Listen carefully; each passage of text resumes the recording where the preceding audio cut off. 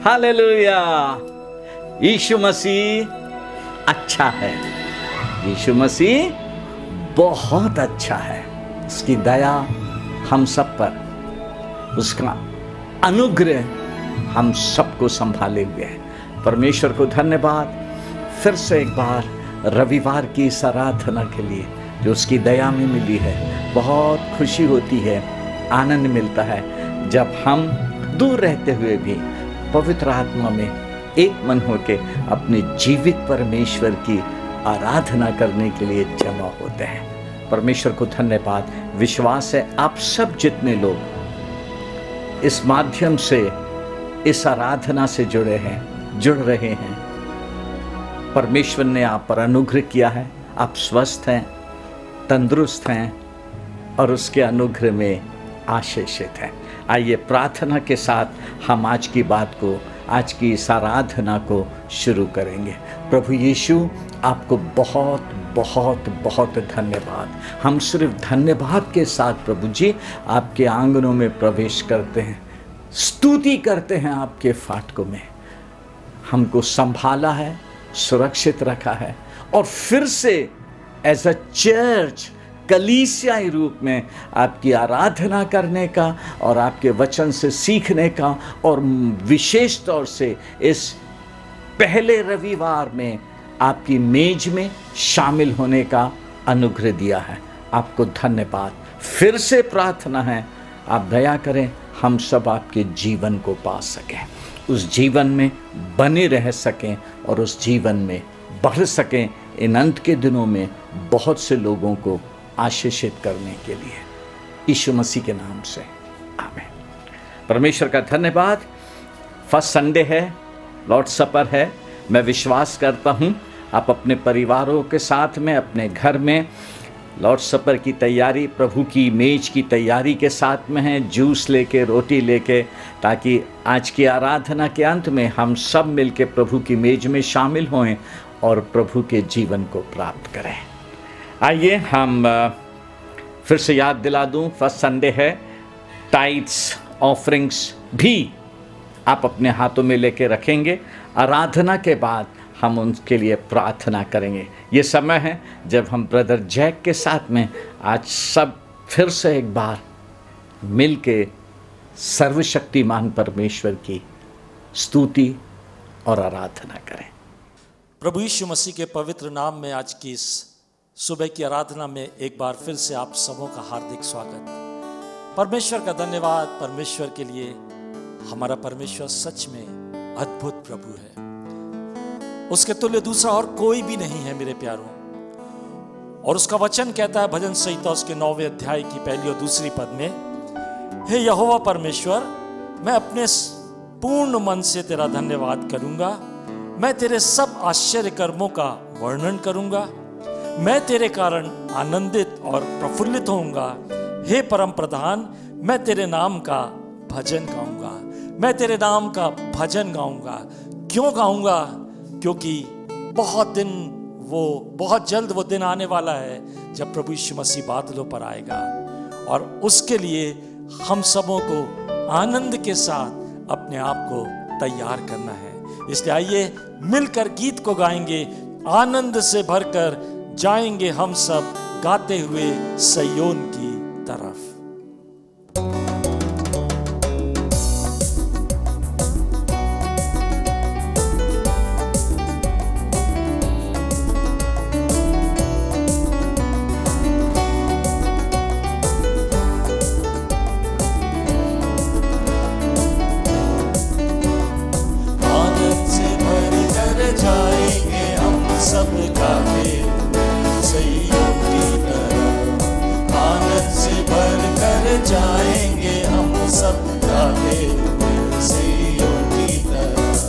सारे जगत में कोई आनंद नहीं, मेरे प्यारे प्रभु ने बताया सही। सारे जगत में कोई आनंद नहीं, मेरे प्यारे प्रभु ने बताया सही। दुख और मुसीबत उठाओगे प्यारो, कोई बेरौनक बाकी नहीं। दुख और मुसीबत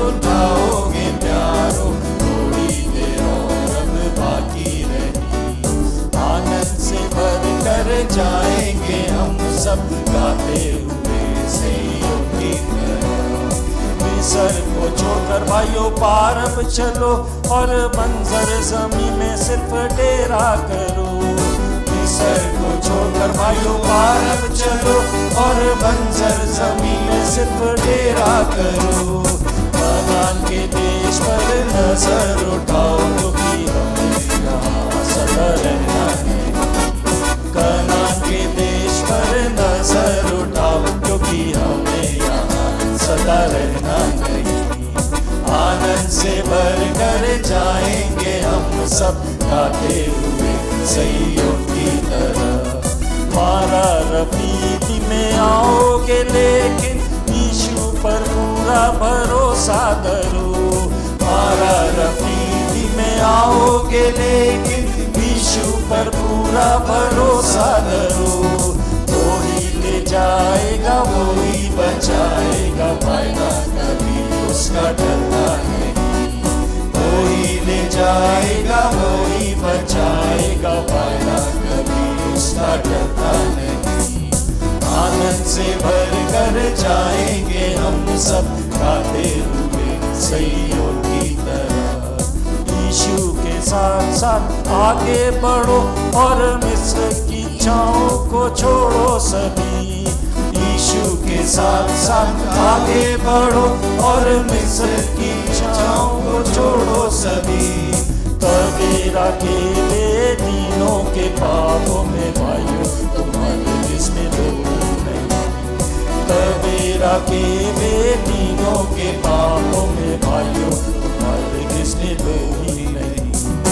आनंद से भर कर जाएंगे हम सब गाते हुए सैयों की तरह। स्वर्ग पर हमारा वतन जहाँ से आएगा प्यारा यीशु मसीह।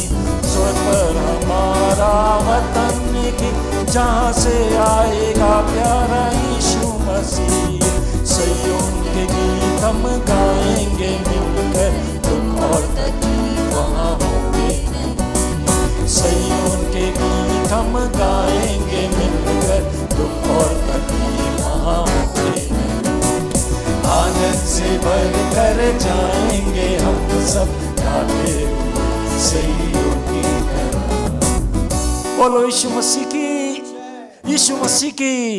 वो यीशु मसीह जल्द आने वाला है मेरे प्यारों, और आएगा तो अपने लोगों को स्वर्ग लेकर के जाएगा। इसलिए आज की सुबह अपनी निगाहों को यीशु पर लगाए। आज की सुबह यीशु मसीह को अपना सब कुछ जाने, यीशु मसीह को अपना सब कुछ समझे, क्योंकि उस यीशु के समान दूसरा इस दुनिया में कोई भी नहीं है। आइए प्यारों, अपने प्रभु के लिए गाएं, यीशु सा कोई नहीं, यीशु सा कहीं नहीं।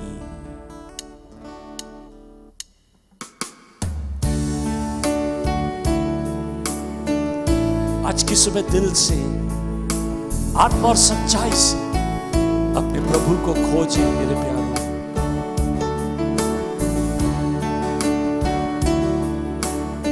So wonderful Lord.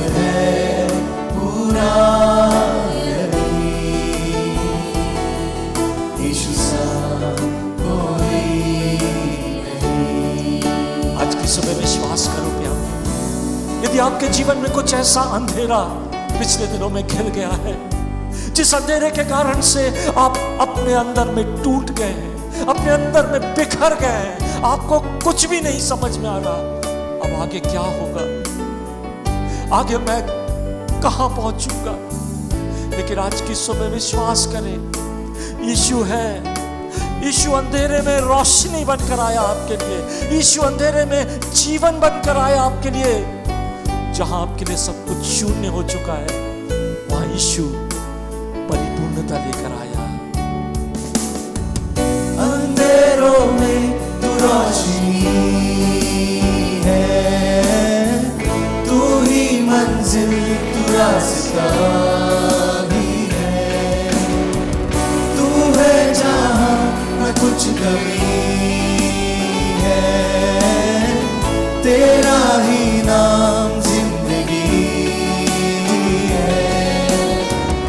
अंधेरों में तू रोशनी है, तू ही मंजिल, तू रास्ता भी है, तू है जहां न कुछ कमी है, तेरा ही नाम जिंदगी।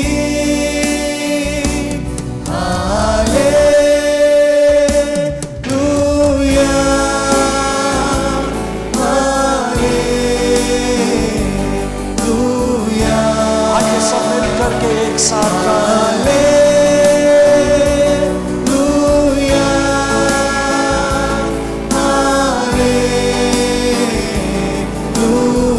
एक बार फिर से गाइए प्यारो।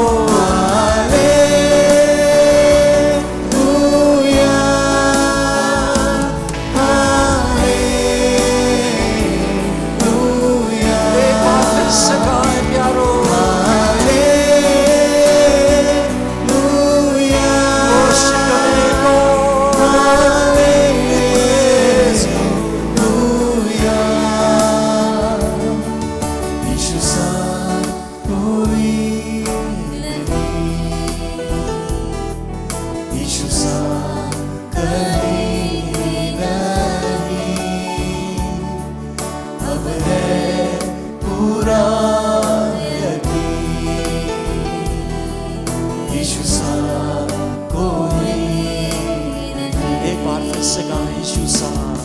यीशु सा कोई नहीं,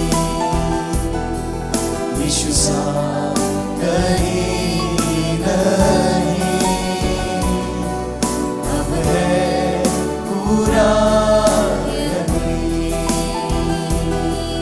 यीशु सा कोई नहीं। अब मेरे प्यारों, उस यीशु के समान दूसरा कोई नहीं है।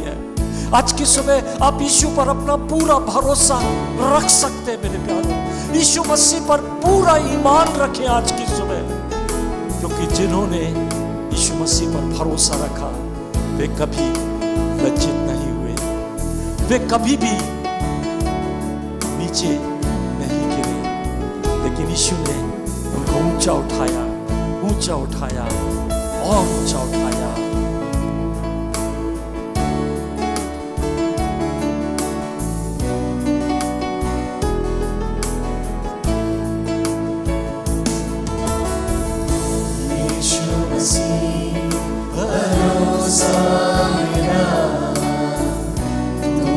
सहारा है मेरा, मुश्किल समय में तू ही दिलासा, साथ रहेगा तू सदा। यीशु मसीह भरोसा मेरा, तू ही सहारा है मेरा,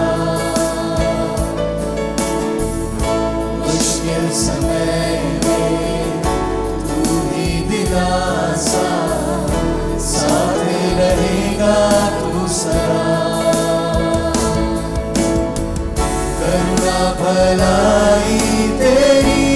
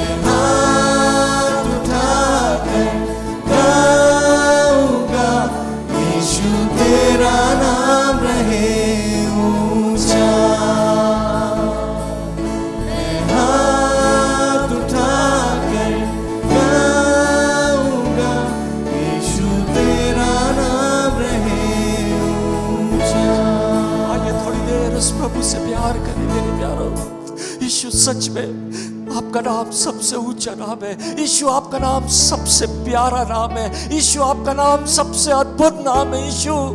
और हम अपने बीच में आज की सुबह आपके नाम को ऊंचा उठाते। Thank you Lord, we worship you. Thank you, Lord. We praise you. We praise you, Lord. Oh, Lord, we praise your name. Jesus, we praise. We worship you, Lord. We worship you, Lord. We worship you. And we say, thank you, Jesus. भाई अमित के साथ हम प्रार्थना में जाएंगे। धन्यवाद राजाओं के राजा, प्रभुओं के प्रभु और सेनाओं के हुआ पिता।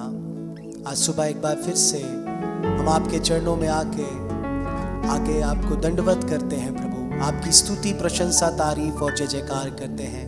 धन्यवाद देते हैं आपकी भलाई के लिए, आपकी करुणा के लिए, आपकी दया और आपके अनुग्रह के लिए प्रभु, जो प्रति भोर हमारे लिए नई हो जाती है प्रभु जी।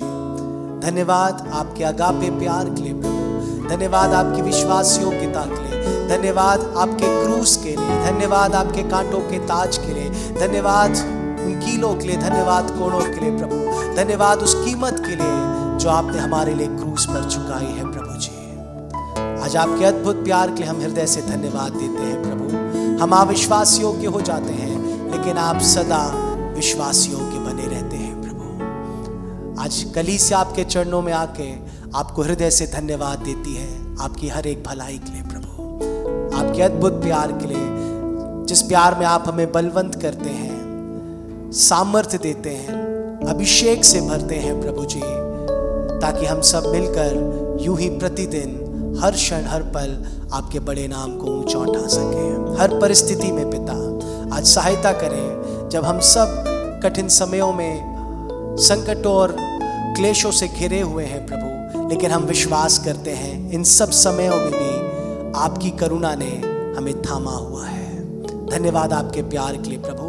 आज जितने प्रभु इस आराधना को सुन रहे हैं प्रभु जी, होने दे हर एक आपका स्पर्श पाए, आप में बलवंत हो और यूं ही निरंतर आपकी आराधना करते रहे। धन्यवाद इस समय के लिए। आगे के सारे समय को हम आपके हाथों में सौंपते हैं, आपके प्यारे पवित्र आत्मा के नियंत्रण में देते हैं। खुदावंद यीशु मसीह के नाम से मांगते हैं, आमीन। आशा है आपने अपने भेंटों को, दानों को अपने हाथ में लेके रखे हैं, जो आपने परमेश्वर के राज्य के लिए, परमेश्वर के भवन में देने के लिए निकाला है। आपका 10वां हिस्सा जो नया भवन बनने जा रहा है, उसके लिए बिल्डिंग फंड और धन्यवादी भेंट। आइए हम उन सब के लिए प्रार्थना करें।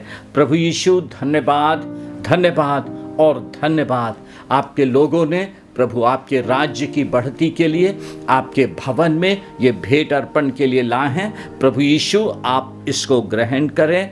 और प्रभु मेरी प्रार्थना है, आप एक परिवार को, एक इंडिविजुअल को स्मरण करें। लोग आपकी महिमा को अपने जीवनों में देखें, आपकी दखलंदाजी अपने जीवनों में पाएं और आशीषित हों, आशीषित हों। ये भेंट आप ग्रहण करें जो आपके राज्य की बढ़ती के लिए इस्तेमाल की जाएगी, यीशु मसीह के नाम से, आमीन। परमेश्वर का धन्यवाद। फिर से हम प्रभु के वचन से सीखेंगे। यीशु मसीह बहुत अच्छा है, बहुत अद्भुत है। आज सवेरे जो बात प्रभु ने मुझे दिया है अपने वचन में से सीखने और आप सबके साथ में बांटने के लिए, वो हमारे मसीही जीवन का एक व्यवहारिक पहलू है, प्रैक्टिकल साइड है, जिसको आज हम परमेश्वर के वचन में से सीखेंगे। मैं प्रैक्टिकल साइड जब बात कर रहा हूँ तो मैं उसमें आपको एक बात समझाऊं। हमारा परमेश्वर जो है वो बहुत संतुलित है, balanced God he is a very balanced God. वो बहुत संतुलित परमेश्वर है। वो सब बातों में परमेश्वर जो है वो संतुलन को बनाए रखता है। यदि हम परमेश्वर के वचन को देखें तो हम पाएंगे, हमसे कहा गया धन्य है वे जो शोक करते हैं।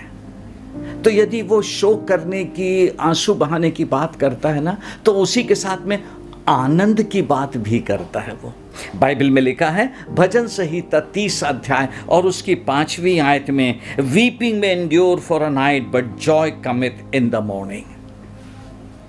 कदाचित रात को रोना पड़े पर भोर को आनंद होगा। वो बैलेंस्ड परमेश्वर है। बाइबल हमको बताती है कि यदि बाइबल कहती है मत्ती 5:5 में नम्रता के लिए, दीनता के लिए, परमेश्वर कहता है धन्य है वे जो नम्र है, वे पृथ्वी के अधिकारी होंगे।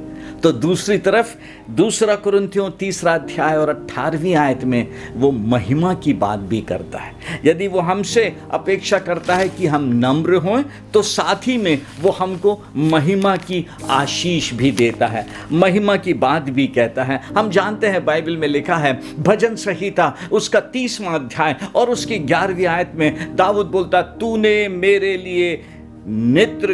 तूने मेरे विलाप को नृत्य में बदल डाला, तूने मेरा टाट उतरवा कर मेरी कमर में आनंद का पटुका बांधा है। तो हमारा परमेश्वर जो है वो बहुत बैलेंस्ड है, वो संतुलित परमेश्वर है। वो सब बातों को अपने नियंत्रण में रख कर आगे बढ़ता। एक आयत और बाइबल कहती है भजन संहिता 85:10 में, 85:10 में बाइबल कहती है, करुणा और सच्चाई आपस में मिल गई, धर्म और मेल ने आपस में चुंबन किया है। परमेश्वर का राइचियसनेस जो है वो किसी बात को बर्दाश्त नहीं करता है, लेकिन उसी के साथ में, उस राइचियसनेस में परमेश्वर अपनी करुणा भी दिखाता है। परमेश्वर हम पर करुणा करते हुए अपनी न्याय की बात करता है।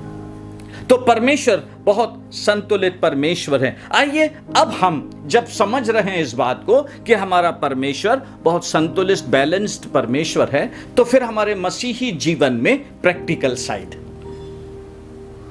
व्यवहारिक पहलू, बाइबल में मरकुस रचित सुसमाचार में एक हिस्सा पाया गया है जहां से हम आज की बात को समझेंगे। मरकुस उसका 12वां अध्याय और उसकी 41 आयत से आगे मैं पढ़ता हूं, थोड़ी सी आयतों को। लिखा है, वह मंदिर के भंडार के सामने बैठकर देख रहा था कि लोग मंदिर के भंडार में किस प्रकार पैसा डालते हैं, और बहुत से धनवानों ने बहुत कुछ डाला।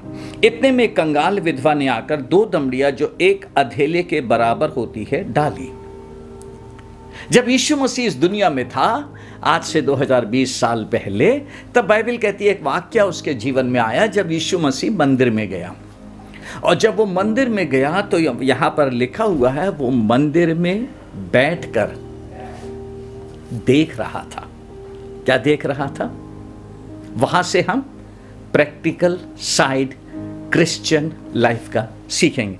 लिखा है, हिंदी में लिखा है, किस प्रकार पैसे डालते हैं। काफ़ी अनुवादों को देख रहा था, उर्दू का अनुवाद भी आज मैं आपके लिए पढ़ना चाहता हूँ। फिर वो हैकल के खजाने के सामने बैठा देख रहा था कि लोग हैकल के खजाने में पैसे किस तरह डालते हैं। What manner.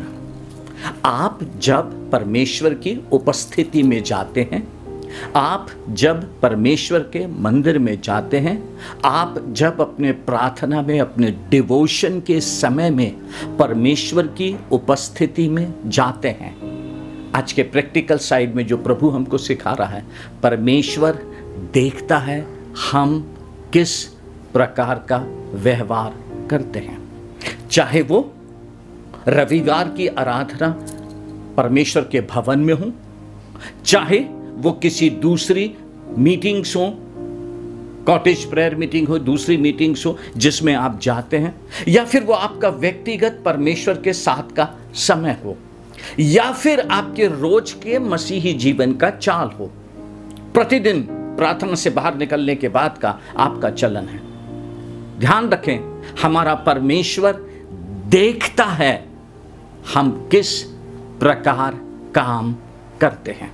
फिर से पढ़ूं मैं, वो हैकल के खजाने के सामने बैठा देख रहा था कि लोग हैकल के खजाने में पैसे किस तरह से डालते हैं? आप अपने मसीही जीवन में यीशु मसीह को, यीशु मसीह की पवित्रता को जानकर, यीशु मसीह के प्यार को जानकर समझकर, उसके प्यार ने आपको कैसे पापों के बंधन से छुटकारा दिया है, वो बंधन से छुटकारे के बाद जो आनंद आपके जीवन में आया है, आप सच्चे परमेश्वर को जान गए हैं। अब उस सच्चे परमेश्वर की उपस्थिति में और उपस्थिति को साथ में लेकर आप किस प्रकार चल रहे हैं, किस प्रकार का व्यवहार कर रहे हैं।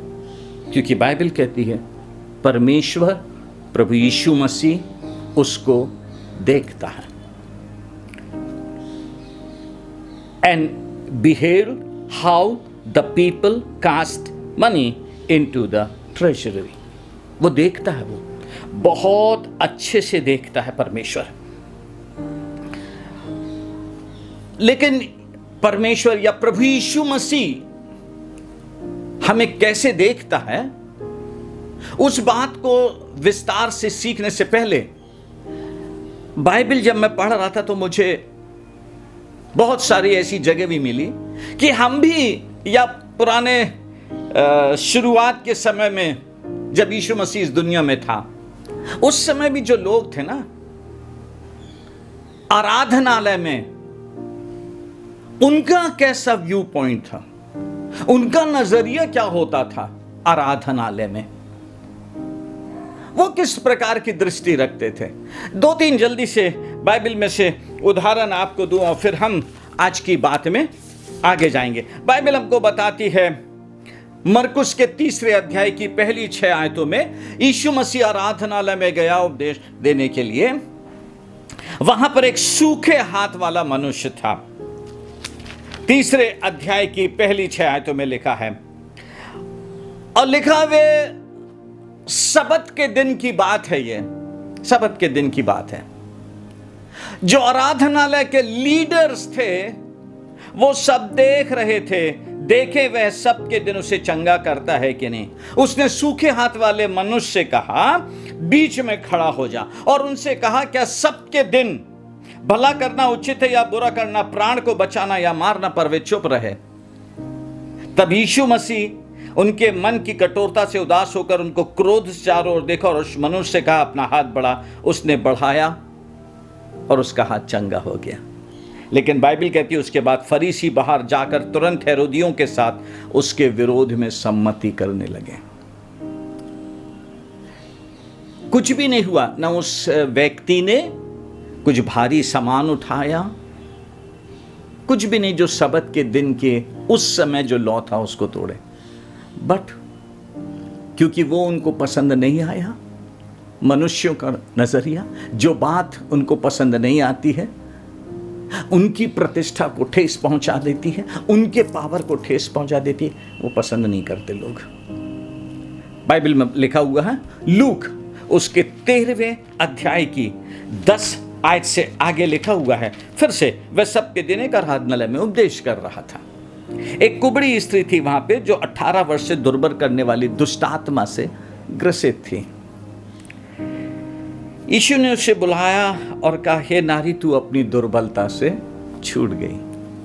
फिर लीडर्स लोग जो थे नाराज हो गए। वो तब यीशु मसीह ने कहा, क्या उचित नहीं था कि यह स्त्री जो अब्राहम की बेटी है, जिसे शैतान ने 18 वर्ष से बांध रखा था, सबके दिन इस बंधन से छुड़ाई जाती? लीडर्स, उस समय के लोग यीशु मसीह पर नाराज होने लगे जब आराधनालय में उनकी वेज में, तरीकों में काम नहीं हो रहा था। आज की यीशु मसीह की, परमेश्वर की बात में आगे जाने से पहले आपका नजरिया क्या होता है जब आप प्रभु के भवन में जाते हैं? तो आप किस नजरिए से, किस दृष्टिकोण से, किस व्यू पॉइंट को लेके परमेश्वर की उपस्थिति में जाते हैं? या मैं उसको ऐसा बोलूं, किस अपेक्षा के साथ जाते हैं? आपकी इच्छा के अनुसार परमेश्वर काम करेगा? आपकी इच्छा के अनुसार चर्च में होली स्पिरिट घूमेगा? सोचिए थोड़ी देर के लिए। It hurts Jesus. ये बात यीशु मसीह को ठेस पहुंचाती है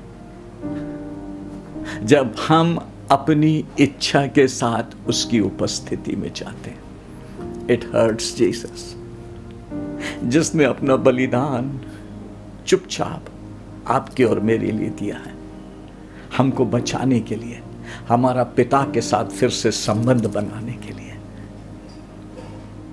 फिर से हमें परमेश्वर की संतान बनाने के लिए। It hurts Jesus. प्लीज समझें आज की बात को, the practical side of a Christian life. आइए प्रभु के वचन में हम आगे चलें। बाइबल बताती है, हम सब जानते हैं, मैं कोई नई बात आपको आज नहीं समझा रहा हूं। कई बार हम कलीसिया में इन बातों को सुन चुके हैं, आज सिर्फ दोहरा रहा हूं मैं, है ना। भेद की बात कुछ भी नहीं है, सिर्फ दोहरा रहा हूं मैं, पर बहुत ध्यान से प्रार्थना के साथ सुने। हम सब जानते हैं, हम प्रभु यीशु मसीह में परमेश्वर का मंदिर बनाए गए हैं, जिसमें उसका पवित्र आत्मा रहता है। कुलुस्सियों में लिखा पहले अध्याय की 27वीं आयत में, जिन पर प्रकट करना चाहा परमेश्वर ने ये भेद प्रकट किया कि मसीह जो महिमा की आशा है तुम में वास करता है। पहली बात, हमारी देह उसका मंदिर, इस मंदिर में पवित्र आत्मा यीशु मसीह वास करता है। तो आप सोचें, जब यीशु मसीह है इस मंदिर में, तो वो इस मंदिर की सब गतिविधियां, हरकतों को देखता होगा। इस मंदिर में क्या चल रहा है, कैसा चल रहा है, सबके ऊपर नजर रखे हुए है। इसलिए तो बाइबल में लिखा है, जो आयत हमने पढ़ा मरकुस 12:41 में, वो हैकल के खजाने के सामने बैठ के देख रहा था लोग पैसे किस प्रकार डालते हैं। इस मंदिर में लोगों का मसीही आचरण, मसीही जीवन, मसीही चाल चलन कैसा है, सब कुछ बहुत ध्यान से प्रभु यीशु मसीह देखता है। उसने अपने क्रूस की कीमत में हमको अपना मंदिर बनाया, और उसने अपने क्रूस की कीमत में और जी उठने में जो कीमत चुकाई, उसमें हमारे अंदर आके रहता है ना। अब आगे सुने, है ना, प्रभु क्या क्या देखता है, उसकी अपेक्षा हमारे लिए क्या है, क्या अपेक्षा करता है वो। जब हम हैकल में जाते हैं, परमेश्वर के भवन में जाते हैं, या हम अपने खुद की प्रार्थना के समय में उसके पास, उसकी पवित्र उपस्थिति में जाते हैं, सबसे पहली बात जो आज हम परमेश्वर के वचन में से सीखेंगे वो लिखी हुई है सबोपदेशक, बुक ऑफ एक्लीसियास्टस, सबोपदेशक, उसका 5वां अध्याय और उसकी पहली आयत में लिखा हुआ है।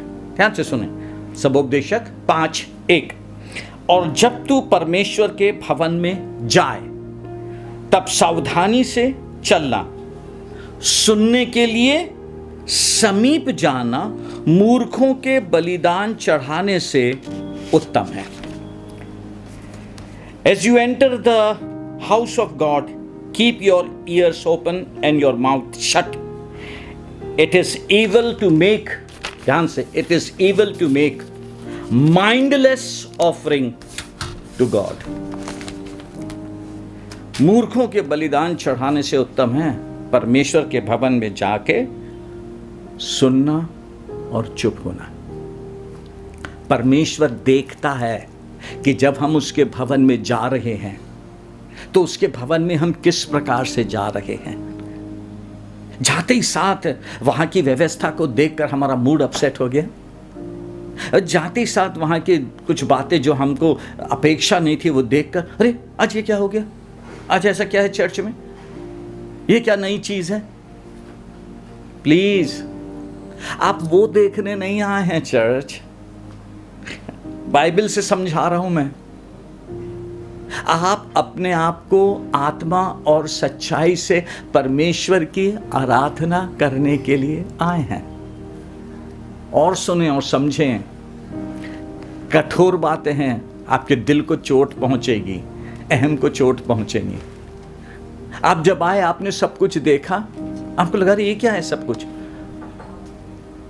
जो वहाँ बेचारे काम कर रहे हैं, जिन्होंने जीवन समर्पित किया है चर्च के लिए, सब कुछ ठीक ठाक कर रहे हैं ना, उनसे जितने उनकी लिमिट में हुआ उन्होंने किया। आप तो नहीं आए थे काम करने, कुछ आपने वो जहमत नहीं उठाई, आपने वो गंभीरता नहीं लाया। मेरे यीशु मसीह का भवन है, मेरे यीशु मसीह की आराधना का स्थल है। मैं क्यों दूसरों के ऊपर निर्भर हूं? मेरा काम है, मैं यीशु मसीह से प्यार करता हूं और मैं सबसे बढ़कर प्यार करता हूं यीशु मसीह से। आप समझ रहे हैं? इसलिए यीशु मसीह ने, परमेश्वर ने अपने वचन में लिख के कहा, जब तू परमेश्वर के भवन में जाए सावधानी से चलना, सावधानी से चलना,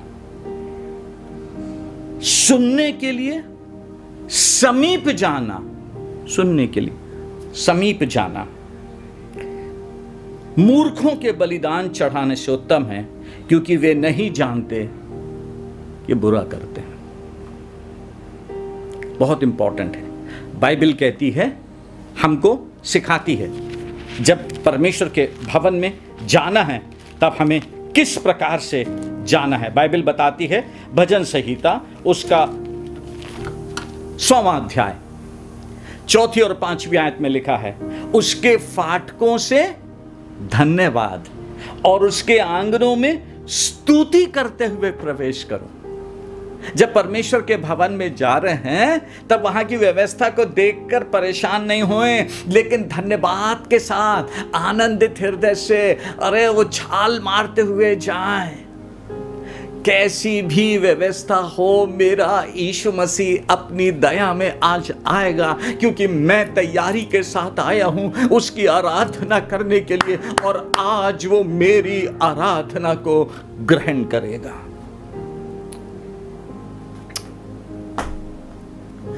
वो मेरी आराधना को ग्रहण करेगा। वो अपनी दया में आज उतर के आएगा। उसने वायदा किया, जब 2 या 3 मेरे नाम से जमा होते उनके बीच में मैं होता हूं। हम यीशु मसीह के नाम से जमा हो रहे हैं। बहुत अच्छी बात है, व्यवस्थाएं बहुत अच्छी हो, क्यों नहीं हो। हम सामर्थ्य परमेश्वर के लिए कर रहे हैं। बाय चांस कुछ छूट गया उसके ऊपर ध्यान नहीं दें। घर में बाई चांस कुछ छूट गया, नहीं तैयारी हो पाई, उसके ऊपर ध्यान नहीं दे। इस बात पे ध्यान दे, परमेश्वर 2 या 3 लोग जो हैं उनके बीच में आता है। वो आपको लग रहा है ठीक नहीं है व्यवस्था, आप ठीक कर लें, क्योंकि पवित्र परमेश्वर आएगा वहां। पवित्र परमेश्वर आएगा, ठीक कर लें उसको। समझे बात को, आप ठीक कर लें। हमको वो व्यवस्थित होना बहुत जरूरी है परमेश्वर के लिए। वो पवित्र परमेश्वर है। पर बाइबल कहती है, जब तू परमेश्वर के भवन में जाए, हमको बाइबल सिखा रही है धन्यवाद के साथ उसके फाटकों में और स्तुति करते हुए उसके आंगनों में प्रवेश करना है।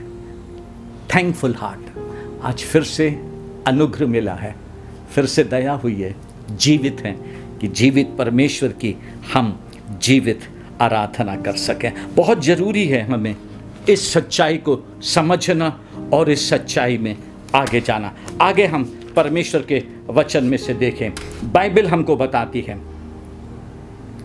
बाइबल हमको बताती है, मैं क्यों ये बात आपको समझा रहा हूं।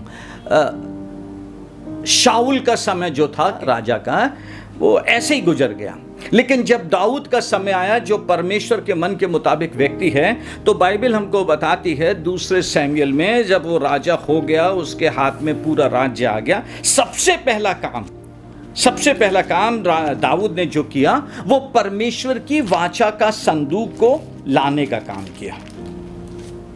उसके मन का विचार बहुत अच्छा था। प्लीज समझें आप बात को। उसके मन का विचार बहुत ही प्रेरित करने वाला, इंस्पायर करने वाला था। बहुत ही अच्छा विचार था कि मैं जाऊंगा, परमेश्वर की वाचा के संदूक को जो उसकी जगह वहां लेके आऊंगा, यरूशलेम में लाऊंगा। पूरा इस्राएल यरूशलेम में परमेश्वर की वाचा के संदूक को देखेगा, वहां पे उसकी उपस्थिति उतर के आएगी और लोग सब मिलके उसकी आराधना करेंगे। Practical side, please church, practical side. लेकिन बाइबल बताती है 2 शमूएल 6वें अध्याय की 1 आयत से 10वीं आयत तक, जब उन लोग गए अबीनदाब के घर से वाचा का संदूक ला रहे थे, उन्होंने परमेश्वर ने जो व्यवस्था दी थी उसमें चूक कर दी, और परमेश्वर की वाचा का संदूक एक बैलगाड़ी पर रख कर लेके आ रहे थे। बाइबल हमको बताती है, नंबर्स गिनती के 3 अध्याय में परमेश्वर ने मूसा से और हारून से कहा, लेवियों को, कहात को और उसके दूसरे भाइयों को ये काम मिलाप वाले तंबू के बांट देना। उनका काम है पूरे मिलाप वाले तंबू के सामान की रक्षा करना, वाचा का संदूक उठाना और इधर से उधर तक ले जाना। और यहां दाऊद और उसके लोगों के साथ चूक हो गया। आप समझें बात को जो मैं आपको समझाना चाह रहा हूं। परमेश्वर जिस प्रकार से खुश होए, परमेश्वर जिस प्रकार से चाहता है, जब हम उसको समझते नहीं हैं, जब हम उसको समझते नहीं हैं, तब परमेश्वर का क्रोध आया।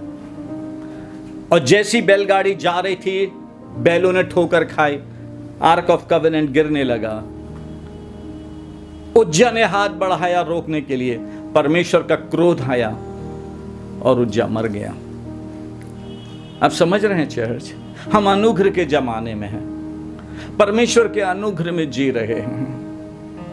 लेकिन आज प्रभु ने दिया है ये बात समझाने के लिए। पिछले हफ्ते भी हमने सीखा आत्मा और सच्चाई से परमेश्वर की आराधना करना। इस हफ्ते परमेश्वर हमको प्रैक्टिकल साइड सिखा रहा है। वो बहुत बैलेंस्ड परमेश्वर है।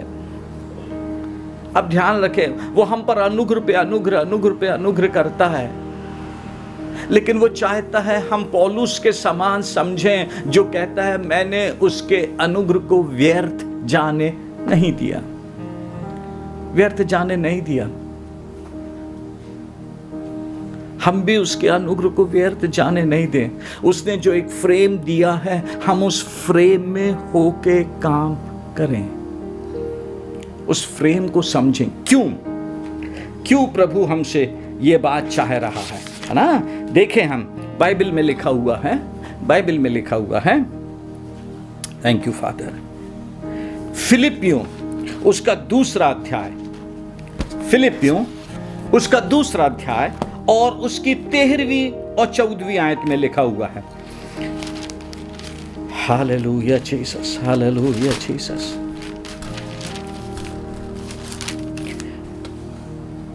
क्योंकि परमेश्वर ही है जिसने अपनी सुइच्छा निमित्त तुम्हारे मन में इच्छा और काम दोनों बातों के करने का प्रभाव डाला है। इंग्लिश का एक अनुवाद है जिसे TPT कहते हैं, द पैशन ट्रांसलेशन। इस आयत को मैं उस अनुवाद से पढ़ के आज की बात में आगे जाना चाहता हूं। लिखा है, yes it is God, yes it is God who is working in you that helps you want to do what pleases him. फिर से सुनिए, yes it is God who is working in you, he helps you to do what pleases him and he gives you the power to do it। ये परमेश्वर है जो आपके अंदर अपने राज्य में काम करने की इच्छा डालता है। परमेश्वर ने आपके मन में इच्छा डाला है, परमेश्वर ने दाऊद के मन में इच्छा डाला कि वो आर्क ऑफ कवेनेंट को लेकर आए। और फिर उसके बाद लिखा है, and he gives power to do it, वो उस काम को करने के लिए सामर्थ भी देता है। आप कैसे चूक करते हैं?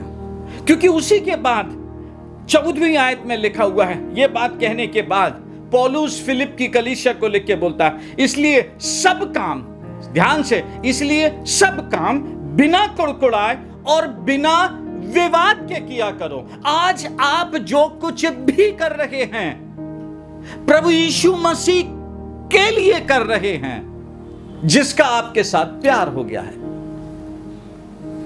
जिसका बलिदान आपको समझ में आ गया है।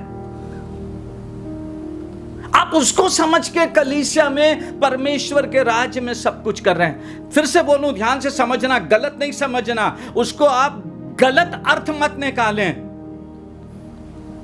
हम चर्च में चर्च के लिए काम नहीं करते हैं। यीशु मसीह से प्यार हो गया है, हम यीशु मसीह को समझने लगे हैं और इसलिए हम जो कुछ भी करते हैं अपने प्रभु यीशु मसीह के लिए करते हैं। क्यों?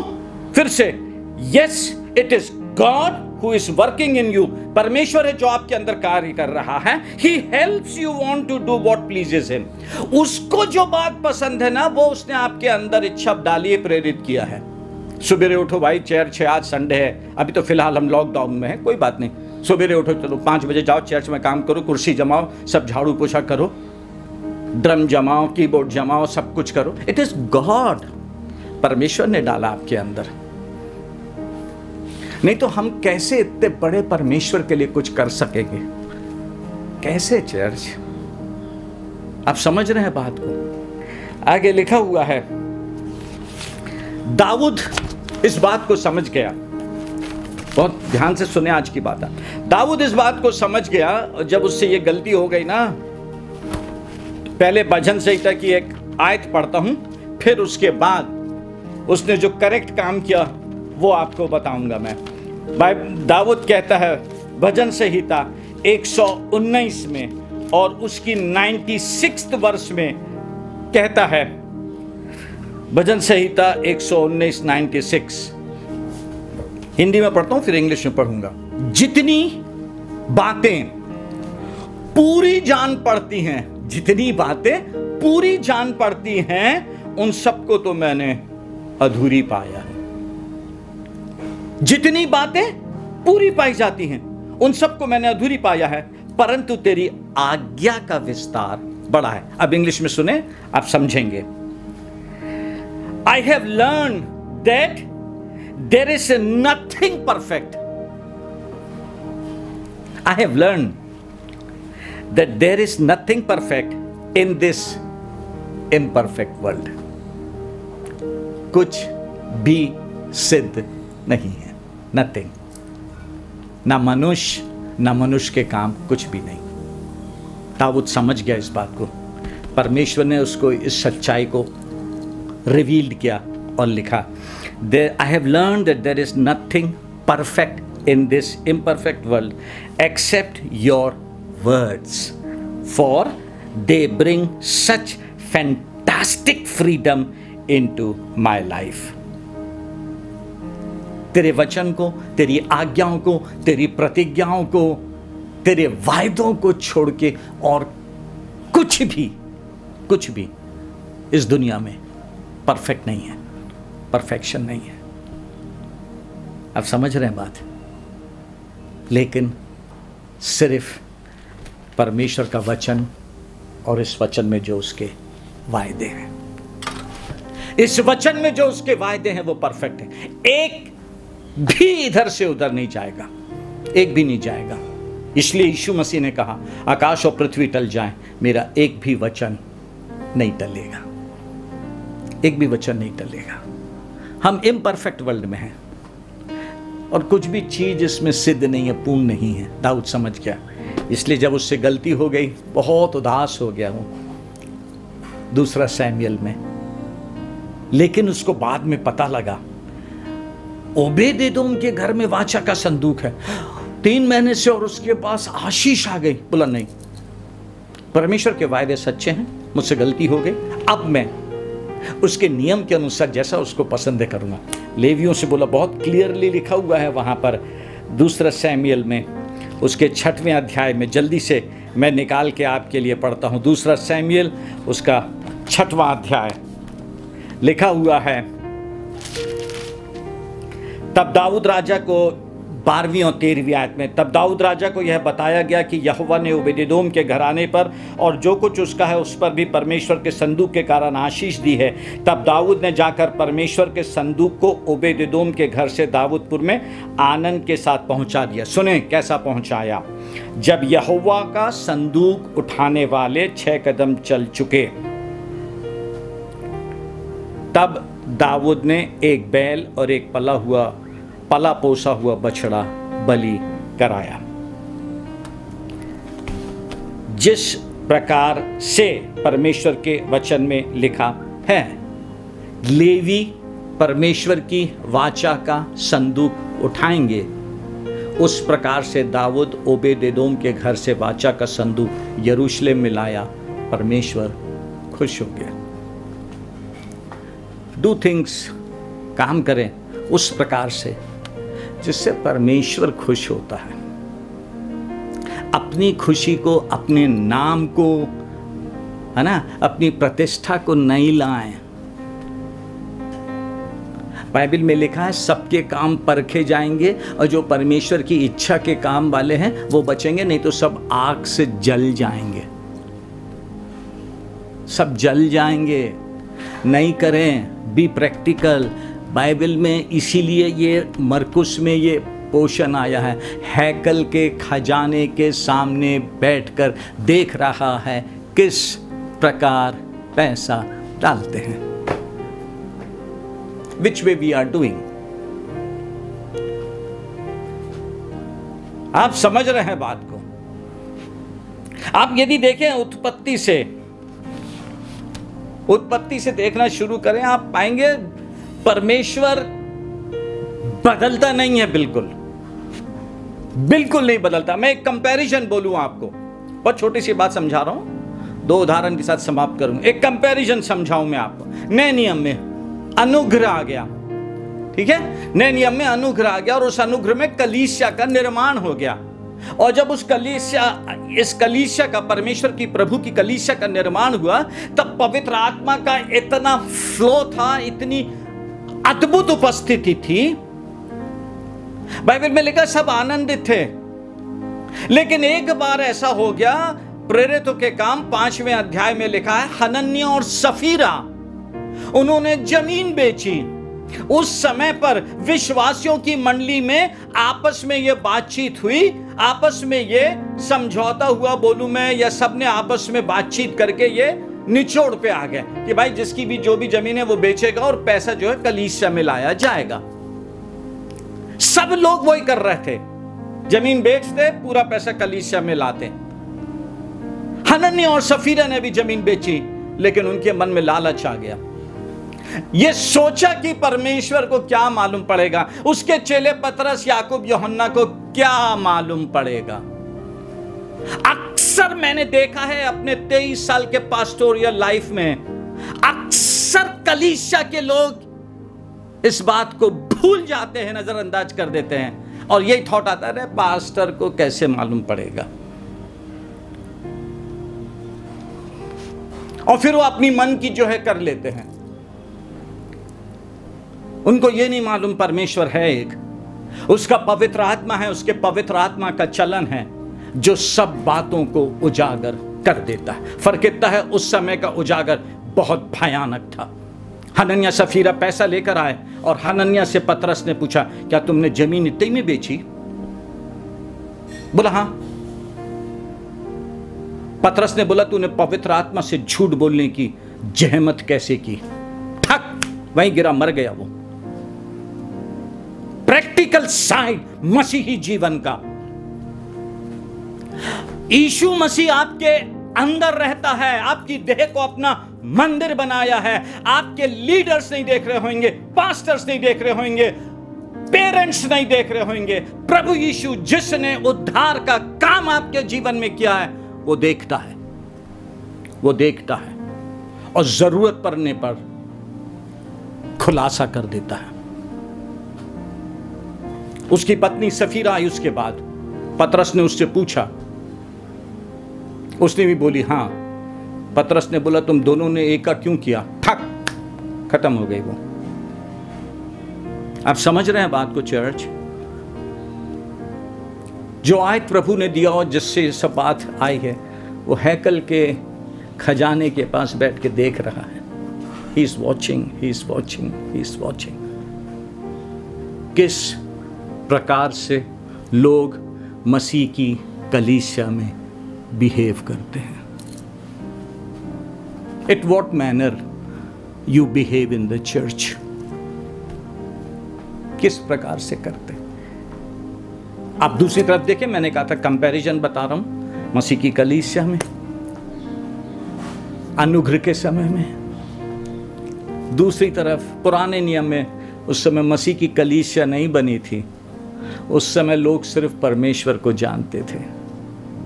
यहाँ पे जमीन बेचकर बलिदान करना था, ऑफरिंग देना था, पूरा जितना बेचा है सब ला के देना था, मिस कर दिए।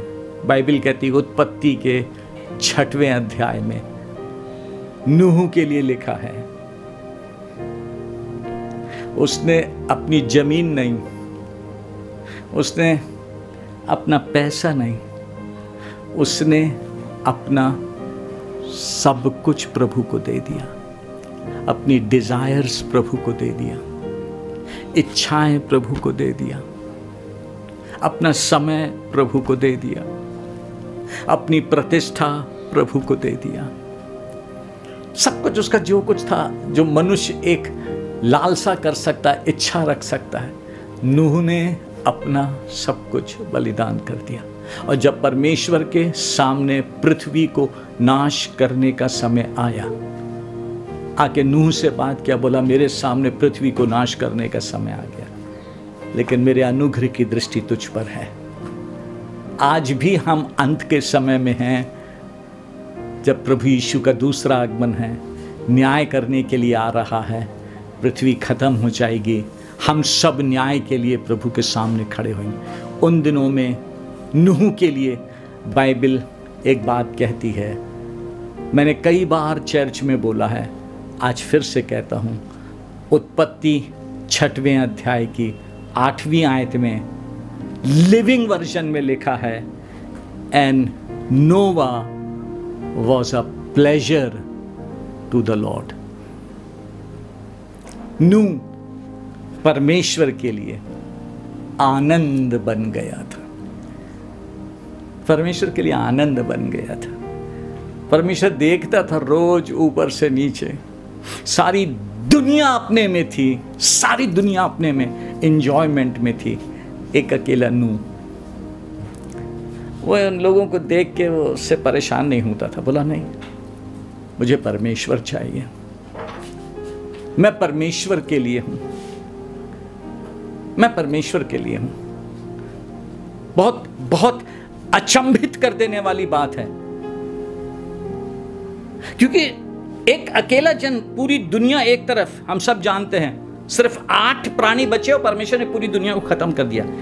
आप समझें उस बात की गंभीरता को। आज मेरा और आपका समय, यदि पूरी दुनिया एक तरफ है, उसको रहने दें। आप अकेले प्रभु यीशु मसीह को खुश करने के लिए, प्रसन्न करने के लिए खड़े हुए। चर्च में विवाद नहीं करें, तर्क नहीं करें, वो ऐसा, वो ऐसा, ये ऐसा, ये ऐसा, उनको जैसा है वैसा रहने दें। आप कैसे हैं? क्या आपके जीवन से यीशु मसीह खुश है? और नूह के समान कहता है, Noah was a pleasure to मी।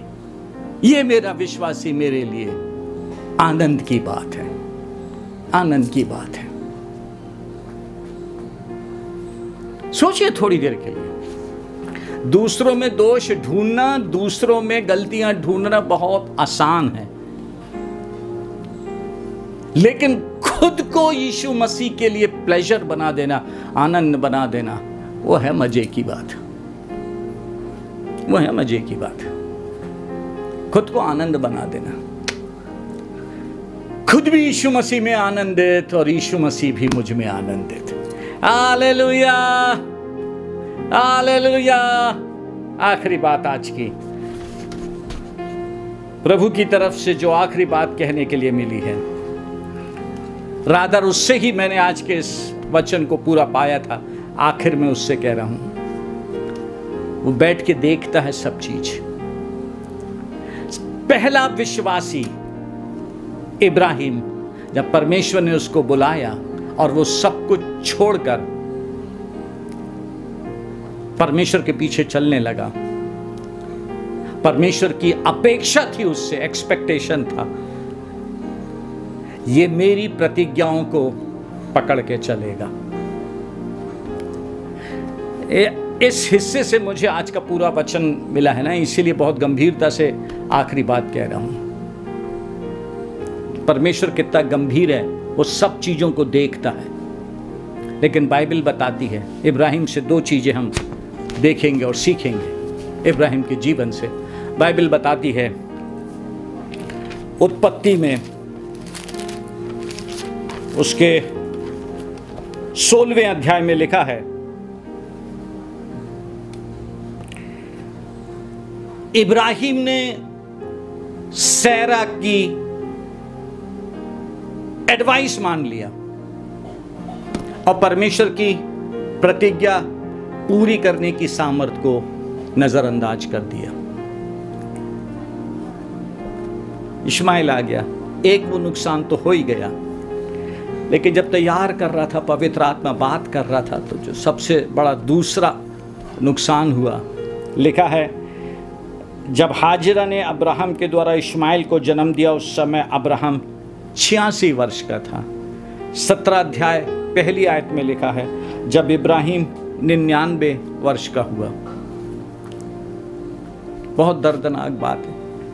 जब तैयारी कर रहा था, तब पवित्र आत्मा बात कर रहा था। 13 साल हो गए जब इब्राहिम परमेश्वर की प्रतिज्ञा को पकड़ नहीं सका, उस प्रतिज्ञा को लेके चल नहीं सका, अपनी पत्नी की एडवाइस मान लिया। 13 साल परमेश्वर उससे बात नहीं किया। जब विश्वासी परमेश्वर की प्रतिज्ञा को छोड़ देता है, परमेश्वर के तरीकों में चलने को इच्छा प्रकट नहीं करता है, जब एक विश्वासी परमेश्वर की प्रतिज्ञाओं को हाँ और आमीन के साथ में नहीं मानता है, परमेश्वर की आवाज आना बंद हो जाती है।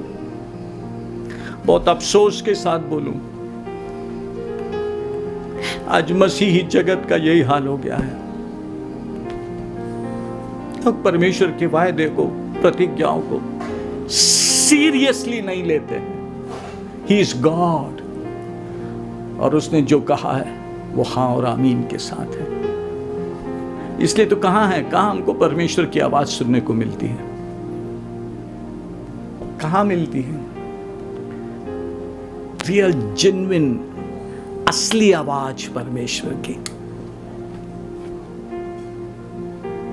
प्रभु कहता है, हम लोग प्रभु की आवाज सुनना बंद कर दिया, मिस हो गया, चूक गए। हमने परमेश्वर की प्रतिज्ञाओं को नहीं लिया।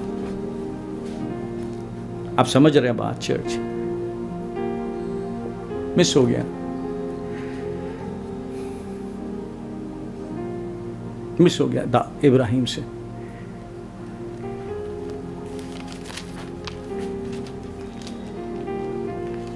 दूसरा इब्राहिम के जीवन का हिस्सा, परमेश्वर 15वें अध्याय में इब्राहिम से बात करने आया और इब्राहिम को बोला, देख मत डर, मैं तेरी ढाल और तेरा अत्यंत बड़ा फल हूं। मत डर, मैं हूं तेरी ढाल हूं, मैं तेरी ढाल हूं, अत्यंत बड़ा फल हूं। उसके बाद बहुत बात होने के बाद परमेश्वर ने उससे कहा, 9वीं आयत में, यहोवा ने उससे कहा, मैं तेरे लिए 3 वर्ष की एक कलोर और 3 वर्ष की एक बकरी, इब्राहिम ने परमेश्वर से कहा, और 3 वर्ष का मेढ़ा, एक पिंडुक और कबूतर का एक बच्चा ले। और इन सबों को लेकर उसने बीच से 2 टुकड़े कर दिया और टुकड़ों को आमने सामने रख दिया, पर चिड़ियों के उसने टुकड़े नहीं किए। जब मांसाहारी पक्षी लोथों पर झपटे, तब इब्राहिम ने उन्हें उड़ा दिया।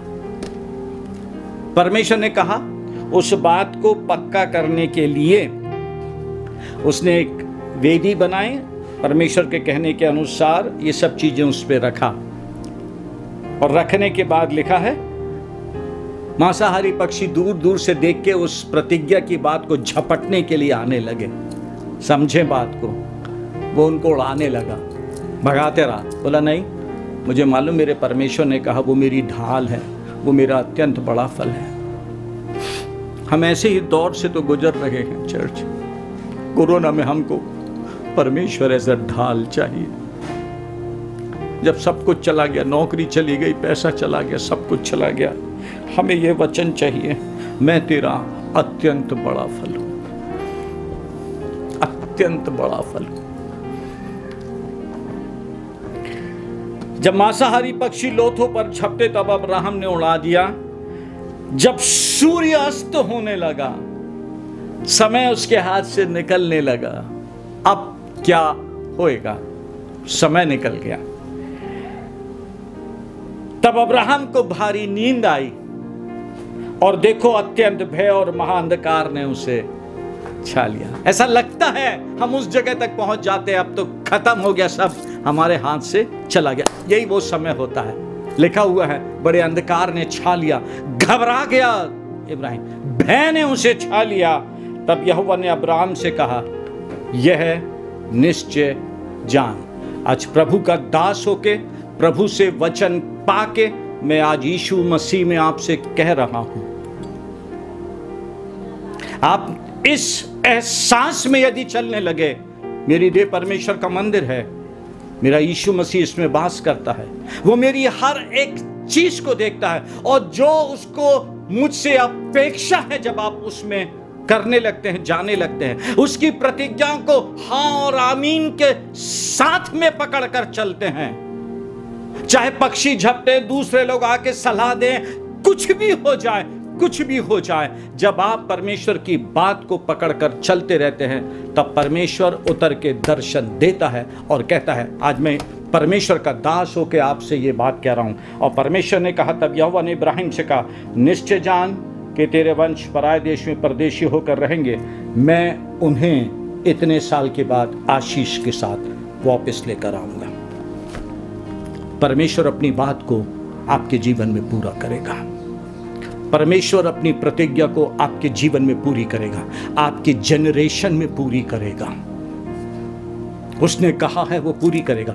उसने देखा है, आप यदि उसकी अपेक्षा में खरे उतरे तो उसको मालूम है, वो जानता है। उसने दाऊद को समझा, क्योंकि दाऊद उसकी बात को समझ गया। बोलता, प्रभु मैं ऐसे वर्ल्ड में हूं जो इम्परफेक्ट है, और यहां कोई भी बात परफेक्शन में नहीं है। सिर्फ एक ही बात है जो मुझे बचाती, संभालती है और संभालती रहेगी, वो है तेरे वचन, सिर्फ तेरे वचन। और परमेश्वर ने दाऊद की इस बात को देखकर एक और मौका दिया। उसने वाचा का संदूक लाया। इस्राएल परमेश्वर की उपस्थिति का एहसास करने लगा। उस एहसास में परमेश्वर ने दाऊद को आशीष दिया, तेरे कुल का दीपक कभी नहीं बुझेगा। डर के चलें परमेश्वर के साथ, उसकी अपेक्षाओं को पूरा करने वाले बने। परमेश्वर आपके कुल के दीपक को बुझने नहीं देगा। फीलिंग सच अनॉइंटिंग, प्रभु की उपस्थिति की भरपूरी को महसूस कर रहा हूं। मैं आपसे ऐसे ही नहीं बोल रहा हूं कुछ भी, सच बोलूं मैं ऐसे ही नहीं बोल रहा हूं। I am feeling it. आप परमेश्वर की बात को पकड़ लें। हम इम्परफेक्ट वर्ल्ड में हैं, लेकिन परमेश्वर के ताए हुए वचन को लेकर, इस वचन को पकड़ के चले, इस वचन के अनुसार चले। आज प्रभु ने आपके लिए, मेरे लिए वर्ड दिया है, मैं तेरी ढाल और तेरा अत्यंत बड़ा फल हूँ। प्रभु मेरी और आपकी ढाल है। नौकरी चले जाए, सब कुछ चले जाए, वो हमारा अत्यंत बड़ा फल है, कभी नहीं छोड़ेगा। बस इतना ध्यान रख के मसीही जीवन में, प्रैक्टिकल लाइफ में चले। वो हैकल के खजाने के सामने बैठकर देखता है आप किस प्रकार का मसीही जीवन जी रहे हैं। आइए प्रार्थना करें, आइए प्रार्थना करें। आप तैयार हैं? आप तैयार हैं प्रभु को अपना जीवन पूरी तौर से सौंपने के लिए? कोई खड़ा होए आपके साथ, ना खड़ा होए, कोई खड़ा होए ना खड़ा होए, कोई बात नहीं है। आप अकेले प्रभु के लिए हैं, आप अकेले प्रभु से प्यार करते हैं। You are all alone for the Lord. आप अकेले प्रभु के लिए हैं। वो देखेगा, आशीषित करेगा, वो आशीषित करेगा। आइए प्रार्थना में समर्पण करें, दिल से कहें, प्रभु मुझ पर दया करें। मैं भी नूह के समान आपके लिए प्लेजर बनना चाहता हूँ, मज़ा, आनंद बनना चाहता हूँ। दुनिया से कोई मोह नहीं, दुनिया की बातों से कोई लगाव नहीं। जो एक प्रिविलेज मिला है इस एक जीवन का, इस एक जीवन में मैं आपके लिए प्लेजर बनना चाहता हूं। मेरी सहायता कर दें, कहीं भी मिस ना करूं, चूकू ना, जिससे आपकी आवाज सुनना बंद हो जाए। क्षमा करें, फिर से एक बार मुझे वहां पहुंचा दें जहां मैं आपकी आवाज सुन सकूं। आप मेरी ढाल और मेरा अत्यंत बड़ा फल है। प्रभु यीशु धन्यवाद, आप मेरी ढाल और मेरा अत्यंत बड़ा फल है। आप मेरी ढाल और मेरा अत्यंत बड़ा फल है। प्रार्थना में रहें हम, प्रार्थना में रहें हम, प्रार्थना में रहें हम। Thank you Jesus, thank you Jesus, thank you Lord. प्रभु की तरफ से आया है। आइए मिलकर मेरे साथ गाएं, समर्पण करें। पवित्र आत्मा आपके जीवन में काम कर रहा है। यीशु तू ही मेरा बल, वो हमारी और आपकी चट्टान है। रोला बासे खेरियान दलाबा,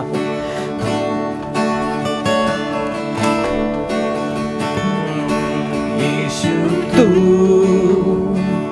ही मेरा बल, मैं तुझसे प्यार करता हूँ। यीशु तू ही मेरा बल, मैं तुझसे प्यार करता हूँ। मेरी चट्टान तू मेरा घर, मेरी चट्टान तू मेरा घर, मेरा छुड़ाने वाला है। फिर से गा, यीशु तू ही, तू ही मेरा बल, मैं तुझसे प्यार करता हूँ। धन्यवाद प्रभु जी, आप हमारा बल है, आप हमारी चट्टान है। ऐसे समय में आपने वर्ड भेजा है। आप हमारी ढाल और हमारे अत्यंत बड़ा फल है। परिस्थितियों के डर से बाहर निकाल दें, और आज जब हम आपकी मेज में शामिल होते हैं, आपका जीवन हमको मिले। उस जीवन में हम निरंतर आगे बढ़ते जाएं। यीशु मसीह के नाम से आमीन। आइए प्रभु की मेज में हम चलें। आइए हम प्रभु की मेज में चलें। परमेश्वर के पवित्र वचन में लिखा है, जब कभी तुम प्रभु की मेज में शामिल हो, अपने आप को जांच लो, कोई अनुचित बात तुम्हारे जीवन में ना हो। प्रभु यीशु मुझ पर, कलीसिया पर दया कर दे। कोई भी अनुचित बात जो आपको पसंद नहीं है, हम उसके लिए क्षमा चाहते हैं। हमारे अंदर से दूर कर दें उसको, हमारे अंदर से दूर कर दें उसको। हम सब आपके अनुग्रह में चलने वाले हो जाएं, और जब आपकी मेज में शामिल हो रहे हैं, आपका जीवन हमको मिले। क्योंकि ये बात मुझे प्रभु से पहुंची और मैंने तुम्हें भी पहुंचा दी। जिस रात प्रभु यीशु मसीह पकड़वाया गया, उसने रोटी ली और धन्यवाद करके तोड़ी। प्रभु यीशु धन्यवाद, धन्यवाद और धन्यवाद, और कहा, ये मेरी देह है जो तुम्हारे लिए है, मेरे स्मरण के लिए यही किया करो। बियारी के पीछे उसने कटोरा भी लिया और कहा, ये मेरे लहू में नई वाचा है जो बहुतों के लिए है, मेरे स्मरण के लिए यही किया करो। जब कभी तुम इस रोटी में से खाते और इस कटोरे में से पीते हो, मेरी मृत्यु को जब तक मैं दोबारा ना आऊं प्रचार करते हो। मेहरबानी से रोटी बांटे आपस में। जो घर का मुखिया है, अपने सब परिवार के लोगों को दे। रोटी अपने हाथ में ले, कहें, प्रभु यीशु धन्यवाद।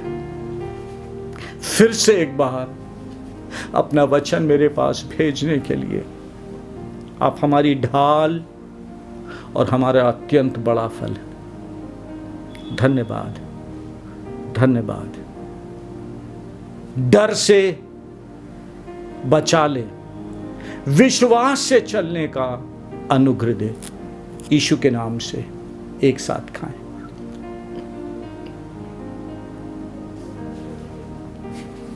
प्रभु के प्याले को अपने हाथ में लें, सबको दे दें। प्याले को लें, कहें प्रभु यीशु धन्यवाद आपके पवित्र लहू के लिए। मुझे अपनी सामर्थ से भर दें, ताकि जो आनंद और आशीष आपने मुझे दिया है, सुसमाचार जिसने मेरा जीवन बदला है, मैं दूसरों तक पहुंचाने वाला बन जाऊं।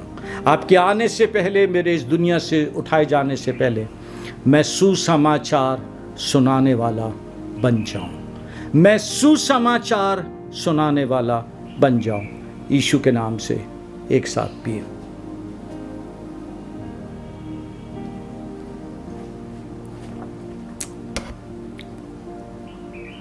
धन्यवाद दें, आज प्रभु ने अनुग्रह किया है, फिर से अपना वचन भेज के आशीषित किया। प्रभु धन्यवाद आपके वचन के लिए और आशीष के लिए।